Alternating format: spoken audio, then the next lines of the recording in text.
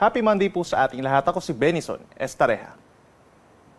Patuloy po na nakakaapekto ang northeast monsoon or amihan dito po sa Northern Luzon, habang ang easterlies naman o yung hangin galing Pacific Ocean ay siya nagdadala ng mga pulupulong ulan at mas mainit na panahon over Southern Luzon, Visayas and Mindanao. Ngayong gabi hanggang bukas ng madaling araw, asahan po ang mahihinang pag-ulan dito sa Batanes and Babuyan Islands dulot po ng amihan, habang sa natitirang bahagi ng Cagayan Valley, Cordillera Region and Ilocos Region, bahagyang maulap hanggang maulap na kalangitan ng iiral, nasasamahan lamang po ng mga saglit na mga pag-ambon. At dito sa Northern Luzon, by tomorrow early morning, asahan pa rin ng malamig na temperatura.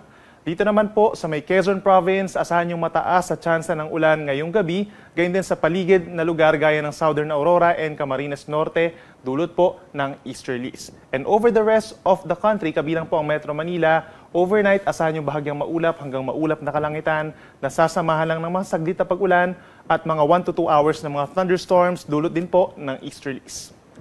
Magandang balita dahil hanggang sa mga unang araw po ng Disyembre, mababa ang tsansa na magkaroon tayo ng bagyo or low pressure area na papasok ng Philippine Area of Responsibility. Bukas po, Tuesday, November 28, asahan yung mataas sa tsansa ng ulan over Quezon at dito rin po sa Bicol Region, dulot ng pinagsamang epekto ng easterlies plus possible na shear line. Yung kalat-kalat na ulan and thunderstorms po maaaring magdulot ng mga pagbaha or pagguho ng lupa bukas sa inyong lugar. Sa ating mga kababayan naman po sa may Northern and Central Luzon, kabilang na rin ang Metro Manila at natitirang bahagi ng Calabarzon, asahan naman yung epekto ng northeast monsoon or amihan. Magdadala ito ng mahihinang ulan at minsan moderate rains dito po sa may Aurora, Cagayan Valley at ilang bahagi pa ng Cordillera Region, habang dito sa may western sides of Luzon, kabilang ang Metro Manila, bahagyang maulap at minsan maulap pa rin ang kalangitan, nasasamahan lamang po ng mga saglit na pag-uulan. Dito naman po sa may Mimaropa, asahan yung bahagyang maulap hanggang maulap pa rin na kalangitan at meron din pong tsansa ng mga localized thunderstorms or yung mga isolated rain showers, lalo na sa may Oriental Mindoro and Marinduque. Temperature for Metro Manila between 23 to 32 degrees Celsius bukas, habang sa Baguio between 16 to 25 degrees Celsius. Sa ating mga kababayan po sa may Northern Samar, Eastern Samar and Samar, uulanin po sila bukas dahil sa epekto ng easterlies o yung hangin galing Pacific Ocean. May mga kalat-kalat na ulan and thunderstorms po doon na posible magdulot ng mga pagbaha or pagguho ng lupa. Dito naman po sa natitirang bahagi ng Visayas, halos katulad pa rin ng weather conditions as today, bahagyang maulap at minsan maulap ang kalangitan, nasasamahan lamang po ng mga saglit na pag-uulan, dulot pa rin ng easterlies.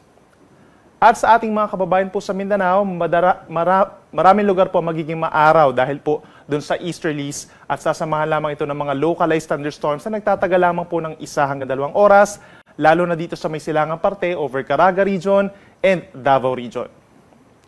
Sa ngayon po, meron pa rin tayong gale warning epekto ng northeast monsoon hanggang 4.5 meters or nasa 1.5 palapag po ng gusaling taas sa mga alon dito po sa may Batanes, Ilocos Norte, at hilagang baybayin po ng Cagayan, kabilang na ang Babuyan Islands. Delikado pa rin ang mga pag-alon nito, lalo na sa mga small sea vessels. And in the coming days po, makakaranas pa rin ng gale warning ang malaking baybayin po ng Northern Luzon dahil sa pagbabalik po ng northeast or sa paglakas po ng northeast monsoon sa mga susunod na araw and possible po hanggang sa mga unang araw ng Disyembre. And over the next 3 days pa, asahan pa rin ang epekto ng easterlies over Southern Luzon, Visayas and Mindanao. Nagpapaulan ito sa eastern sides of the country, habang dito naman sa may Northern Luzon, meron pa rin po tayong northeast monsoon na siya magdadala pa rin ng malamig na temperatura at may hina hanggang katamtamang pag-ulan. So dito sa Metro Manila, in the next 3 days, asahan pa rin ang bahagyang maulap na kalangitan in general at over Wednesday, mataas ang tsansa ng mga mahihinang ulan lamang. Thursday and Friday, mas mababa ang tsansa ng pag-ulan. Temperature, posible pa rin umabot sa 33 degrees Celsius and the minimum temperature could reach between 23 to 24 degrees Celsius.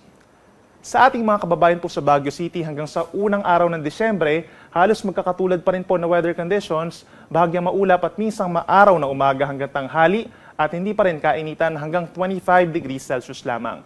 Then sa dakong hapon hanggang sa gabi, mataas ang tsansa ng may hinang ulan, lalo na sa Miyerkules.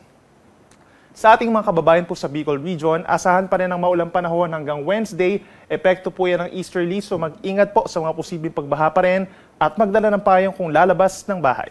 Sa ating mga kababayan sa Bicol, Thursday and Friday, nagpapakita naman si Haring Araw pero meron pa rin pong tsansa ng mga localized thunderstorms lalo na po sa hapon at gabi.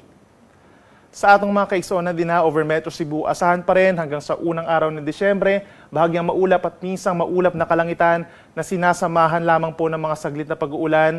Wala po itong kinalaman sa anumang bagyo or low pressure area dahil po ito sa easterlies.